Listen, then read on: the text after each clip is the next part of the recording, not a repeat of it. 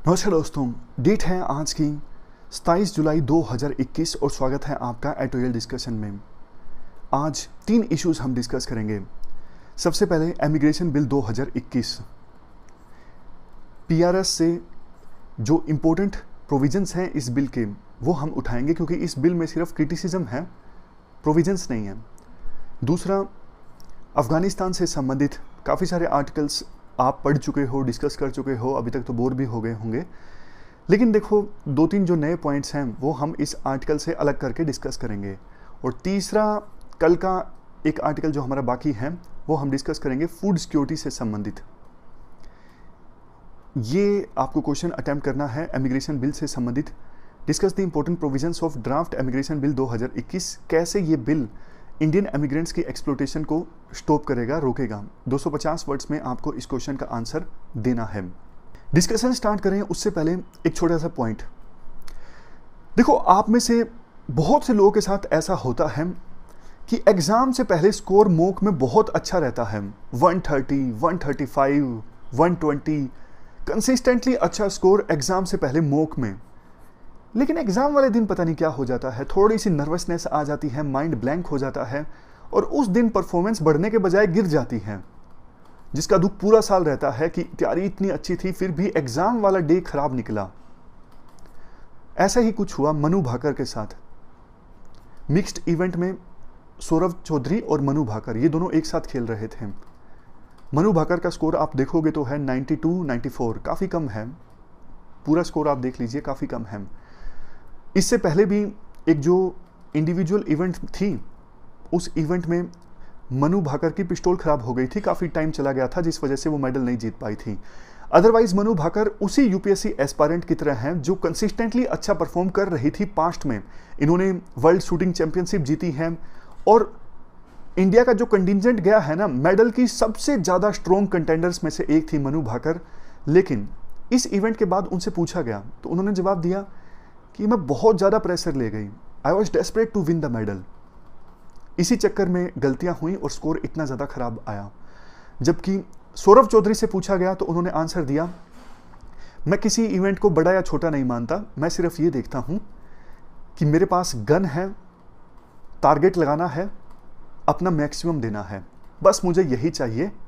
आप सौरभ चौधरी के एक्सप्रेशंस देखोगे ना इवेंट में, बिल्कुल इमोशनलेस। स्कोर अच्छा रहा तो भी इमोशनलेस, स्कोर खराब रहा तो भी इमोशनलेस। देखो, बस यही क्वालिटी हमें अडॉप्ट करने की आवश्यकता है। कोई भी बड़ी इवेंट हो, अपनी नर्व्स को कंट्रोल में रखो।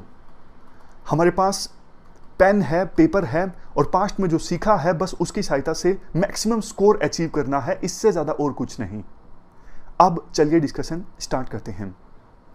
First important article immigration bill 2021 से संबंधित है। आप जीएस पेपर 2 के इस टॉपिक से आर्टिकल को कनेक्ट कर सकते हो। ये सारे एस्पेक्ट्स हम कवर करेंगे इस आर्टिकल के डिस्कशन में। सबसे पहले आप एक बात बताइए, इमिग्रेशन का मतलब क्या होता है? इमिग्रेशन, जिसे आउट माइग्रेशन भी कहा जाता है। जब देखो कोई देश, फॉर एग्जांपल कोई इंडिया को छोड़ के किसी दूसरे देश में चला जाता है रहने के लिए, पर्पज़ कोई भी हो सकता है।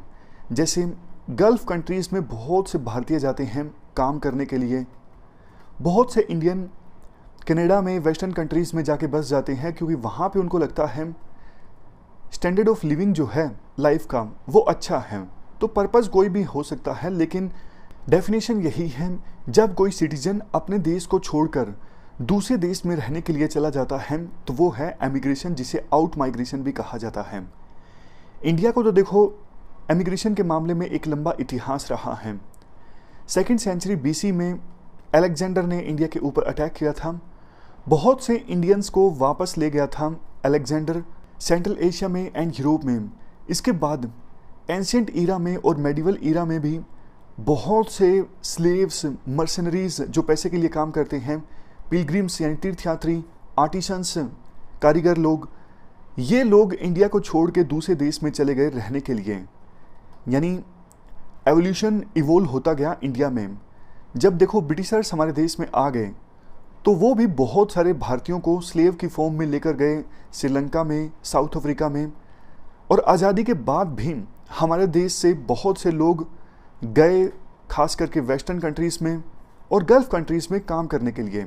लेकिन देखो, ये जो भारतीय दूसरे देश में काम करने के लिए जाते हैं ना, खास करके गल्फ कंट्रीज़ में, इन्हें बहुत सारी प्रॉब्लम्स का सामना करना पड़ता है। एक तो इन्हें रिक्रूटमेंट चार्ज बहुत देना पड़ता है। बीच में मीडिएटर होते हैं, यानी एजेंट होते हैं, जो बोलते हैं कि हम आपको जॉब दिलवा देंगे कतर में या फिर सऊदी अरेबिया में, और इसके लिए आपको 1.5 लाख रुपए देने पड़ेंगे, 2 लाख रुपए देने पड़ेंगे। यानी रिक्रूटमेंट चार्ज काफ़ी हैवी होता है। कॉन्ट्रैक्ट को बदल दिया जाता है। पहले जो कॉन्ट्रैक्ट होता है रिक्रूटमेंट से पहले, उसको बदल दिया जाता है एक बार जॉब ज्वाइन करने के बाद। धोखा मिलता है काफ़ी बार, यानी बोला यह गया था कि आपको ये काम करना है, लेकिन वहाँ पे पहुँच के कुछ दूसरा काम करवाया जाता है। पासपोर्ट रख लिए जाते हैं ताकि वो भारतीय वापस इंडिया ना आ सके और उसे मजबूरी में काम करना पड़े। पेमेंट कम दी जाती है, लिविंग कंडीशंस काफ़ी ख़राब होती है, काफ़ी डिस्क्रिमिनेशन होता है as comparison to local workers. जब देखो कई वर्कर्स ये सारी सिचुएशन फेस करते हैं तो उनको हार्ट अटैक आ जाता है, रिस्पायरेटरी फेलियर हो जाता है, इसलिए उनकी डेथ भी हो जाती है। पिछले कुछ महीनों में मीडिया रिपोर्ट्स ने हाईलाइट किया है, गल्फ कंट्रीज़ में और वेस्ट एशिया में ज़्यादातर भारतीयों की जो डेथ हुई है उनका रीज़न है हार्ट अटैक और रिस्पायरेटरी फेलियर। इसके बाद आर्टिकल में कहा जाता है, देखो ऐसा नहीं है कि इमिग्रेशन से संबंधित इश्यूज़ को एड्रेस करने के लिए सरकार कुछ कर नहीं रही है। पास्ट में एक्ट आए हैं, जैसे 1983 का इमिग्रेशन एक्ट। ये एक्ट आया था इंडियन माइग्रेंट्स के राइट्स को प्रोटेक्ट करने के लिए। देखो, जो ये माइग्रेंट वर्कर दूसरे देशों में काम करने के लिए जाते हैं, ज़्यादातर सेमी स्किल्ड होते हैं या फिर अनस्किल्ड होते हैं। वेस्टर्न कंट्रीज़ में जैसे यूएसए, कनाडा, यहाँ पर जो लोग काम करने के लिए जाते हैं, ये खास करके सर्विस इंडस्ट्री में काम करने के लिए जाते हैं। ये तो देखो स्किल्ड होते हैं। लेकिन जो गल्फ कंट्रीज़ में काम करने के लिए जाते हैं, ये ज़्यादातर या तो अनस्किल्ड होते हैं या फिर सेमी स्किल्ड होते हैं। तो इमिग्रेशन एक्ट 1983 एक मैकेनिज्म इस्टेब्लिश करता है ताकि कोई भी इंडिविजुअल, पब्लिक एजेंसी या फिर प्राइवेट एजेंसी किसी इंडियन को रिक्रूट करना चाहती है ताकि वो काम करने के लिए जा सके दूसरे देश में, तो इसके लिए ऐसा कोई काम करने के लिए गवर्नमेंट की सर्टिफिकेशन लेना जरूरी है। यानी गवर्नमेंट सर्टिफाइड जो रिक्रूटिंग एजेंट्स हैं वही रिक्रूटमेंट कर सकते हैं इंडियंस की दूसरे देश में जाकर काम करने के लिए। 1983 का ये एक्ट बताता है कि ऐसे जो मीडिएटर होंगे, एजेंट्स जो रिक्रूटमेंट करेंगे एम्प्लॉयर के लिए, एम्प्लॉयर कहाँ होंगे? दूसरे देशों में, फॉर एग्जांपल सऊदी अरेबिया में। तो ये एजेंट्स पहले एम्प्लॉयर की छानबीन करेंगे कि जिस एम्प्लॉयर के लिए वो रिक्रूटमेंट कर रहे हैं, क्या वास्तव में वो एम्प्लॉयर ठीक भी है या फिर फर्जी है। कल को देखो किसी इंडियन को रिक्रूट करके भेज दिया सऊदी अरेबिया में, बाद में पता लगा एम्प्लॉयर तो फर्जी था, फिर किसकी जिम्मेदारी तय होगी? जो एजेंट था जिसने रिक्रूटमेंट की, उसकी भी तो जिम्मेदारी तय होनी चाहिए ना। उसके बाद सर्विस फीस, मतलब जॉब दिलवाने के नाम पे जो फीस वसूली जाती है, उस पर कैप लगाया गया है इस एक्ट में। और 18 देशों में जब कोई भारतीय जाता है काम करने के लिए, तो जाने से पहले सरकार उनके वर्क, ट्रैवल और एम्प्लॉयमेंट डॉक्यूमेंट्स की छानबीन करती है। ये 18 देश ज़्यादातर वेस्ट एशियन कंट्रीज़ और साउथ ईस्ट एशियन कंट्रीज़ हैं। तो ये हमने बात की 1983 के एक्ट की। कहीं ना कहीं देखो ये एक्ट सफिशिएंट नहीं था इमिग्रेंट्स से संबंधित इश्यूज़ को एड्रेस करने के लिए। तो काफ़ी समय से एक बिल सरकार लाने की बात बोल रही है कि नया बिल लाया जाएगा इस एक्ट को अमेंड करने के लिए, ताकि इमिग्रेशन से संबंधित जो करंट इश्यूज़ हैं उनको एड्रेस किया जा सके। तो कुछ दिन पहले की ये बात है, सरकार ने इमिग्रेशन बिल 2021 का ड्राफ्ट जनता के सामने रखा है। जनता से कमेंट्स मांगे हैं कि भैया आप भी कमेंट्स दे दो ताकि हम एक बढ़िया सा बिल पास करवा सके इमिग्रेशन से संबंधित। तो ये बिल जो है 2021 का इमिग्रेशन वाला, इसमें जो प्रोविजंस हैं उनके बारे में जान लेते हैं। एम क्या है? एम ये है, वो भारतीय जो एम्प्लॉयमेंट के लिए दूसरे देशों में काम करने के लिए जाते हैं, उनके लिए एक रेगुलेटरी मैकेनिज्म प्रोवाइड करना ताकि उनकी वेलफेयर को सुनिश्चित किया जा सके। ये एम है। डेफिनेशन क्या है एमिग्रेंट की? वो इंडियन सिटीजन्स या तो दूसरे देश में जा चुके हैं एम्प्लॉयमेंट के लिए या फिर जाना चाहते हैं। देखो बिल में प्रोविजन किया गया है दो अथॉरिटीज़ इस्टेब्लिश किए जाएंगी। एक तो bureau of immigration policy and planning यानी BEPP और दूसरा ब्यूरो ऑफ इमिग्रेशन एडमिनिस्ट्रेशन यानी BEA। बात करें पहले bureau of immigration policy and planning की, इसमें चीफ ऑफ इमिग्रेशन पॉलिसी होंगे और दूसरे ऑफिसर्स होंगे। फंक्शन ये होगा इस बॉडी के, एक तो एमिग्रेंट्स की वेलफेयर से संबंधित जो मामले हैं उन पर पॉलिसीज़ प्रिपेयर करना, दूसरा जो डेस्टिनेशन कंट्रीज़ हैं जहाँ पे एमिग्रेंट्स काम करने के लिए जाते हैं उन कंट्रीज़ के साथ में लेबर और सोशल सिक्योरिटी अरेंजमेंट्स संबंधित एग्रीमेंट को नेगोशिएट करना। जैसे UAE में जा रहे हैं तो UAE के साथ में एग्रीमेंट साइन करना, नेगोशिएट करना कि भैया इंडियन वर्कर्स का आप इस प्रकार से ख्याल रखोगे। इसके बाद नेक्स्ट है BEA यानी ब्यूरो ऑफ इमिग्रेशन एडमिनिस्ट्रेशन। इसमें चीफ इमिग्रेशन ऑफिसर होंगे और दूसरे ऑफिसर्स होंगे। इस बॉडी का फंक्शन क्या होगा? इंडियन एमिग्रेंट्स से संबंधित डेटाबेस मेंटेन करना। कौन से भारतीय, कितने भारतीय किस देश में काम करने के लिए गए हैं, किस पर्पज से, कौन सी जॉब के लिए, सारा डेटाबेस मेंटेन किया जाएगा इस BEA बॉडी के द्वारा। इसके अलावा एमिग्रेंट्स की वेलफेयर के लिए जो भी प्रोग्राम या फिर मेजर्स होंगे उनको इम्प्लीमेंट करना। इस बिल में देखो प्रोविजन ये भी किया गया है, स्टेट्स में और यूनियन टेरिटरीज में नोडल कमेटीज इस्टेब्लिश की जाएंगी।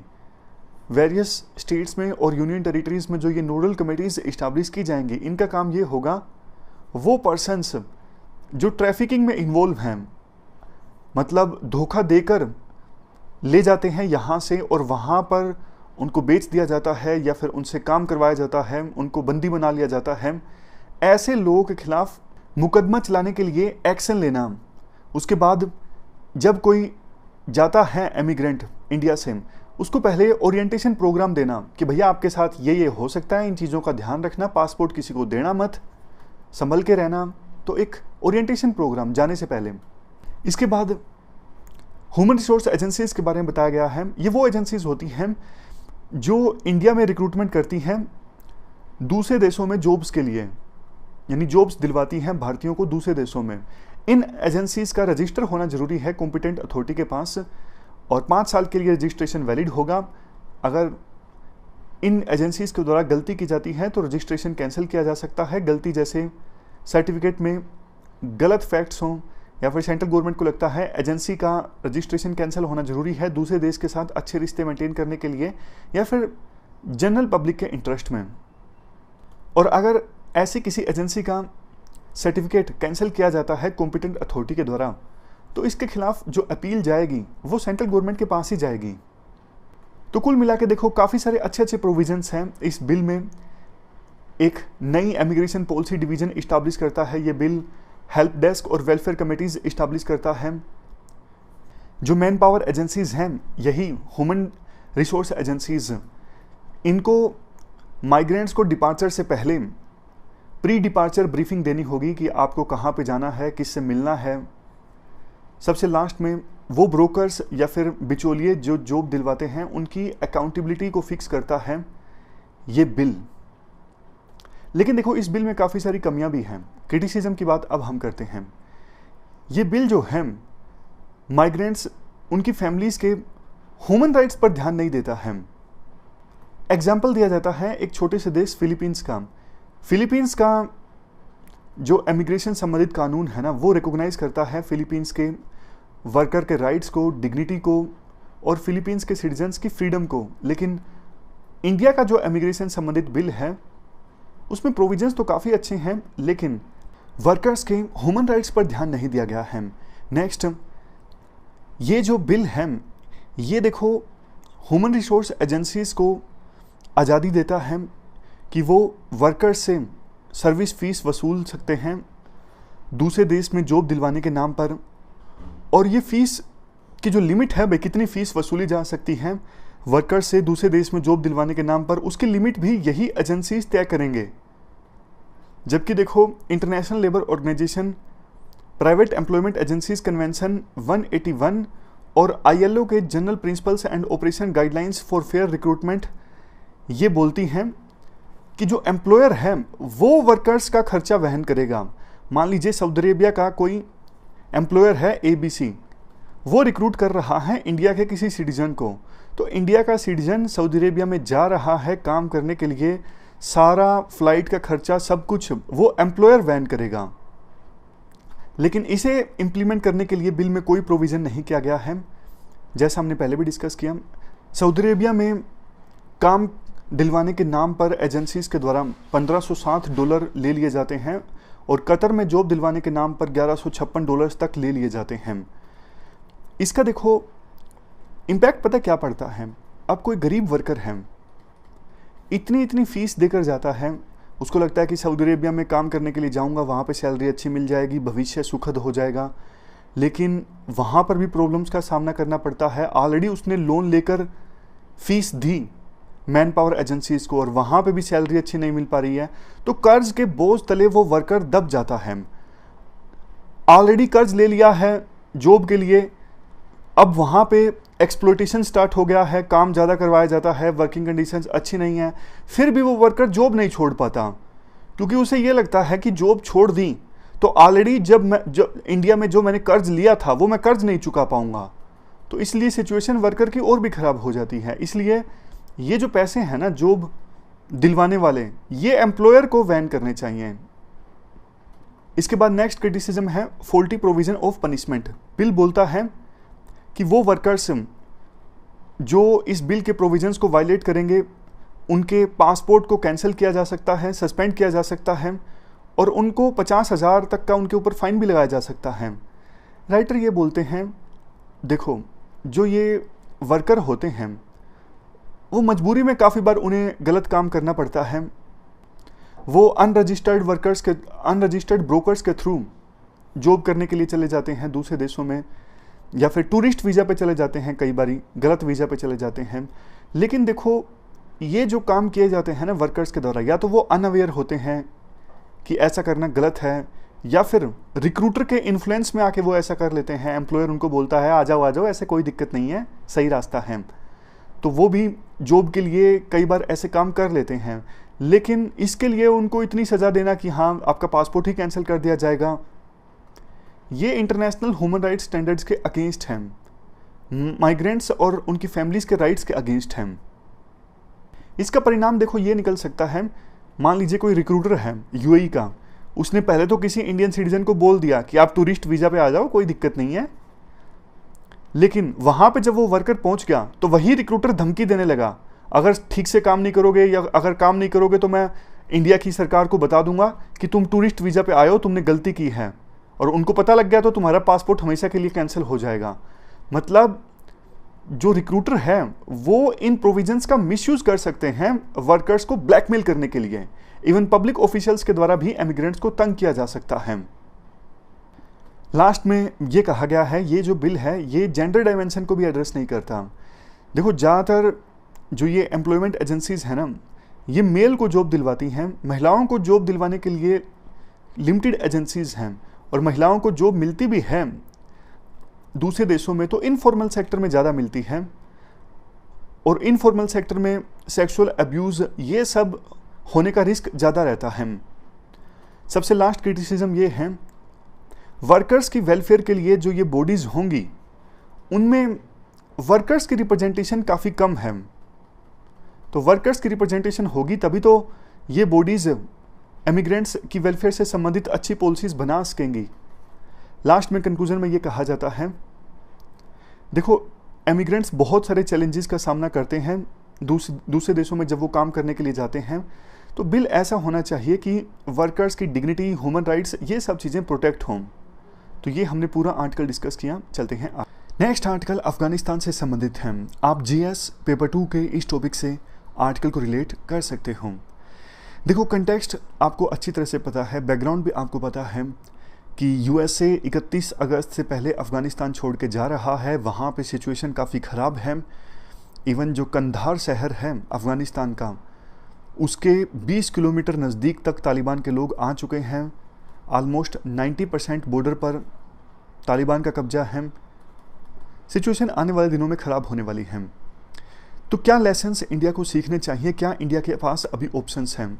देखो इंडिया ने तालिबान के साथ कॉन्टैक्ट किया, अच्छी बात है, लेकिन तालिबान के हाथ में सत्ता आ जाती है तो तालिबान क्या इंडिया की बात मानेगा या फिर इंडिया की इन्वेस्टमेंट सुरक्षित रहेगी, ये सब देखो इस बात पर डिपेंड करता है कि पाकिस्तान का इन्फ्लुएंस कितना ज़्यादा है तालिबान के ऊपर। तो सिर्फ इस चीज़ से इंडिया सेटिस्फेक्शन नहीं ले सकता कि हाँ तालिबान से हमने बात की है तो हमारा काम ख़त्म हो गया। 1996 से लेके 2001 के बीच जब देखो तालिबान के हाथ में सत्ता थी ना अफगानिस्तान में, तो उस समय नॉर्दर्न अलायंस जो तालिबान के खिलाफ लड़ाई लड़ रहा था उनको इंडिया ने सपोर्ट किया था। नॉर्दर्न अलायंस को इंडिया ने ट्रेनिंग प्रोवाइड की, हथियार प्रोवाइड किए, क्योंकि मकसद दोनों का सेम था। इंडिया का भी मतलब इंडिया भी चाहता था कि तालिबान के हाथ से सत्ता निकल जाए और नॉर्दर्न अलायंस तो तालिबान को हटाना ही चाहता था। वैसे देखो 1947 के बाद से ही इंडिया के रिलेशंस हमेशा से अफगानिस्तान के साथ अच्छे रहे हैं। बस इस छोटे से पीरियड को छोड़ दिया जाए जब तालिबान का रूल था, तो इंडिया के लिए सबसे खराब चीज़ तो यही है कि तालिबान का रूल आ जाए अफगानिस्तान में। इससे खराब इंडिया के लिए कुछ नहीं हो सकता। तो इंडिया को करना क्या चाहिए? सबसे पहले इंडिया को देखो लाइक माइंडेड कंट्रीज़ के साथ मिलकर काम करना चाहिए। 3 लाइक माइंडेड कंट्री हैं जिनकी सोच इंडिया के साथ मिलती हैं, चाइना, रशिया और ईरान। ये 3 देश भी नहीं चाहते कि तालिबान के हाथ में फुल सत्ता आ जाए, क्योंकि देखो चाइना का आपको पता है जिंगजियांग रीजन के साथ अफगानिस्तान की सीमा मिलती है। अगर तालिबान आता है तो चाइना में भी जो रेडिकल इस्लाम है वो जड़ें जमा सकता है। ऑलरेडी रेस्ट्रिक्टिव रीजन है जिंगजियांग का रीजन। रशिया, ये जो सेंट्रल एशिया के कंट्रीज है ना, तजाकिस्तान, किर्गिस्तान, उज्बेकिस्तान, ये पहले यूएसएसआर का पार्ट हुआ करते थे रशिया के साथ। तो रशिया कतई नहीं चाहेगा कि अफगानिस्तान में तालिबान जब आएगा तो वो तालिबान यही चीज़ जो रेडिकल इस्लाम है उसको फैलाने की कोशिश करेगा सेंट्रल एशियन कंट्रीज में। ये रशिया कभी नहीं चाहेगा। सेंट्रल एशियन कंट्रीज में अगर इंस्टेबिलिटी आती है तो ये रशिया के हितों के अगेंस्ट है। इवन चेचन्या रीजन में भी इंस्टेबिलिटी आ सकती है अफगानिस्तान में तालिबान के आने की वजह से। तीसरा, ईरान। ईरान का भी आपको पता है शिया कंट्री है और तालिबान जो है वो सुन्नी मूवमेंट है, और जब जब तालिबान सत्ता में आता है माइनॉरिटीज़ पे अत्याचार होता है। तो ईरान भी नहीं चाहेगा कि फुल सत्ता तालिबान के हाथ में आए। तो जाहिर तौर पर ये तीनों के तीनों जो देश हैं कुछ कर रहे होंगे, कुछ करना चाहते होंगे। तो इंडिया को इन देशों के साथ मिलकर काम करना चाहिए। और इसके साथ साथ तालिबान के साथ हम कॉन्टैक्ट्स थोड़े और मजबूत करें। मतलब वैसे देखो मेन जो हमारा इंटरेस्ट है ना वो इसी में है कि तालिबान किसी भी कीमत पे सत्ता में ना आ पाए, और इसके लिए अफ़गान गवर्नमेंट को अगर हमें सपोर्ट करना पड़ता है तो हम सपोर्ट करेंगे। उनको इक्विपमेंट्स जितने हम दे सकते हैं देंगे। अफ़गान फोर्सेस के सोल्जर्स को, ऑफिसर्स को जितनी ट्रेनिंग हम दे सकते हैं हम देंगे। ये तो सबसे पहली प्रायोरिटी होनी चाहिए। लेकिन देखो प्लान बी भी रेडी होना चाहिए।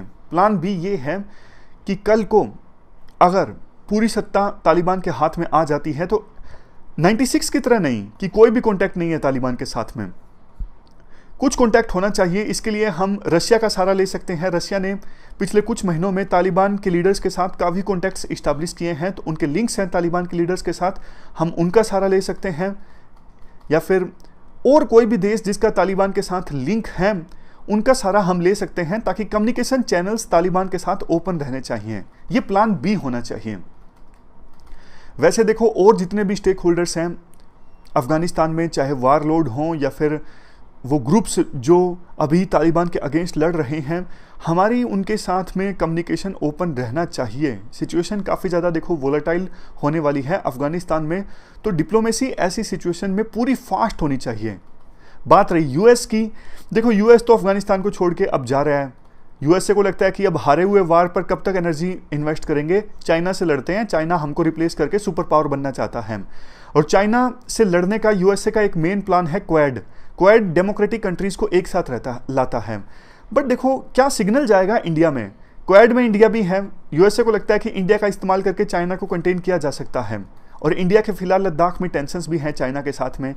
लेकिन जिस हिसाब से यूएसए अफगानिस्तान को छोड़ के जा रहा है, तो क्या इंडिया यूएस पर रिलाई कर सकता है कि कल को अगर चाइना के साथ युद्ध हो भी जाता है तो यूएसए हमारा साथ देगा?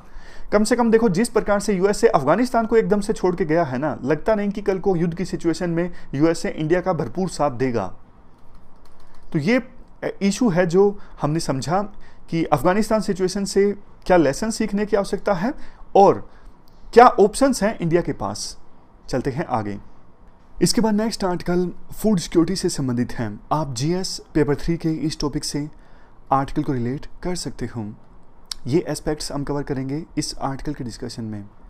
हाल ही में एक रिपोर्ट रिलीज हुई, the state of food security and nutrition in the world. ये देखो एक मल्टी एजेंसी रिपोर्ट है, यानी काफ़ी सारी एजेंसीज ने मिलकर ये रिपोर्ट रिलीज़ की है, जैसे FAO, World Food Programme, United Nations Children Fund, International Fund for Agriculture Development और इसके बाद WHO। इन सब एजेंसीज ने मिलकर ये रिपोर्ट जारी की है, जिसमें कहा गया है कि पूरे वर्ल्ड में 1/10 पॉपुलेशन यानी 81.1 करोड़ जो पॉपुलेशन है वो अंडर नरिश्ड है। ये पिछले साल की बात है, यानी 2020 की। ग्लोबल हंगर इंडेक्स 2021 के अनुसार वो बच्चे जो वेस्टिंग का शिकार हैं और जिनकी एज 5 साल से कम है, ऐसे बच्चे सबसे ज़्यादा इंडिया में ही हैं। वेस्टिंग का शिकार मतलब वो बच्चे होते हैं जिनका हाइट के हिसाब से वेट नहीं बढ़ पाता। रिपोर्ट, ये जो ग्लोबल हंगर इंडेक्स रिपोर्ट है, ये इंडिया को सीरियस कैटेगरी में रखती है। इंडिया को स्कोर दिया गया है 27.2। वैसे देखो फूड प्रोडक्शन के मामले में तो इंडिया ने काफ़ी कुछ अचीव किया है पिछले कुछ सालों में। आप 2021 की बात कीजिए, 2021 में इंडिया ने 1.98 करोड़ टन राइस और वीट एक्सपोर्ट किया। अभी तो चल ही रहा है 2021 का फाइनेंशियल ईयर। 2020 में 30 करोड़ टन सीरियल्स हमने प्रोड्यूस किया था और हमारे पास फूड स्टॉक था 10 करोड़ टन का। 2019 में इंडिया ने record food grain production report किया, कितना 296.65 मिलियन टन। तो फूड ग्रेन प्रोडक्शन के मामले में इंडिया ने काफ़ी अच्छा परफॉर्म किया है। लेकिन फिर भी देखो मालन्यूट्रिशन की समस्या हमारे देश में ख़त्म नहीं हो पाई है। सरकार के द्वारा हाल फिलहाल में काफ़ी स्टेप्स लिए गए हैं कोविड-19 की महामारी की सिचुएशन में। जैसे नेशनल फूड सिक्योरिटी एक्ट के जो बेनिफिशरीज हैं उनके लिए इंटाइटलमेंट इंक्रीज़ कर दिया सरकार ने। जैसे प्रधानमंत्री गरीब कल्याण अन्न योजना चलाई गई। इस योजना के तहत नेशनल फूड सिक्योरिटी एक्ट के जो 81.3 करोड़ बेनिफिशरीज हैं ना, उनको एडिशनल, उनका जो ऑलरेडी इंटाइटलमेंट है वो तो है ही, इसके अलावा एडिशनल 5 kg फूड ग्रेन मिलेगा पर पर्सन पर मंथ। इसके अलावा एक महीने में एक फैमिली को 1 किलोग्राम दाल मिलेगी फ्री ऑफ कॉस्ट, और ये 8 महीने तक रहेगा, अप्रैल से लेकर नवंबर 2020 तक। लेकिन इसे सरकार ने एक्सटेंड कर दिया था, सेकेंड वेव भी आ गई तो सरकार ने इसे एक्सटेंड कर दिया था। अब फिलहाल ये इस साल के नवंबर तक एक्सटेंडेड है, चौथे फेज में।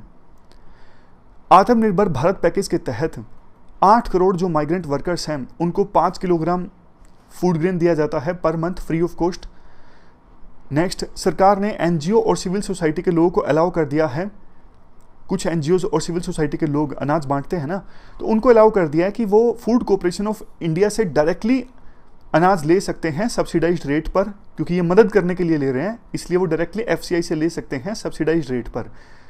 अब जिन रेट्स पर FCI स्टेट्स को देता है उसी रेट पर इन एनजीओज और सिविल सोसाइटी ऑर्गेनाइजेशंस को दे देगा, और ये एनजीओज मदद करेंगे गरीब लोगों की जिनको अनाज चाहिए। इसके बाद राइटर कुछ सजेशन देते हैं।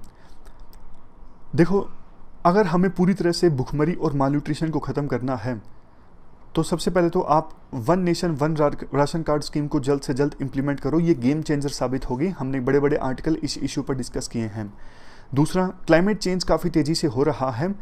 क्लाइमेट चेंज की वजह से एग्रीकल्चर और फूड सिक्योरिटी प्रभावित होगी, तो आप ऐसे ऐसे बीज डेवलप करो, सीड्स डेवलप करो कि बारिश, सूखा, इन सब का ज़्यादा असर ना हो। क्रॉप्स की नई नई वैरायटीज़ आप डेवलप करो, एफिशिएंट इरिगेशन सिस्टम आप डेवलप करो, ताकि वेदर अगर ऊपर नीचे हो भी तो भी फूड सिक्योरिटी रेजिलिएंट होनी चाहिए, फूड सिक्योरिटी पर असर ना हो, इसके लिए आप तैयार रहो पहले से। इसके बाद नेक्स्ट है फूड वेस्टेज को कम से कम करना। काफ़ी फूड देखो वेस्ट हो जाता है हमारे देश में। इवन फसल की जब कटाई होती है उसके बाद कोल्ड स्टोरेज की व्यवस्था ना मिल पाने की वजह से काफ़ी सारे फसलों को ठंडा करके रखना ज़रूरी होता है, अदरवाइज़ वो जल्दी ख़राब हो जाती हैं। लेकिन कोल्ड स्टोरेज की व्यवस्था ना होने की वजह से काफ़ी फूड वेस्ट हो जाता है। तो देखो दोहरा नुकसान होता है, खाना तो वेस्ट हुआ ही, दूसरी तरफ गरीब लोगों को वो खाना मिल जाता तो कितना बढ़िया रहता। तीसरा, जब देखो वो क्रॉप प्रोड्यूस की गई थी तो काफ़ी सारा एमिशन भी तो हुआ था ना, तो कितना नुकसान होता है जब खाना वेस्ट होता है। लास्ट में ये कहा जाता है 2021 का जो ये साल है ये यूनिक अपॉर्चुनिटी प्रोवाइड करता है, विभिन्न देश मिल के काम करें फूड सिक्योरिटी के क्षेत्र में। UN food system summit organise होगा आने वाले दिनों में, the nutrition for growth summit और conference of parties 26 on climate change, ये सब ऑर्गेनाइज होंगे। और अभी वैसे UN decade of action on nutrition चल भी रहा है, आधा बीत चुका है, आधा बाकी है। तो इसलिए इंडिया फूड सिक्योरिटी के मामले में दूसरे देशों से काफ़ी कुछ सीख भी सकता है और एक एग्जाम्पल सेट करके दूसरे देशों को काफ़ी कुछ सिखा भी सकता है।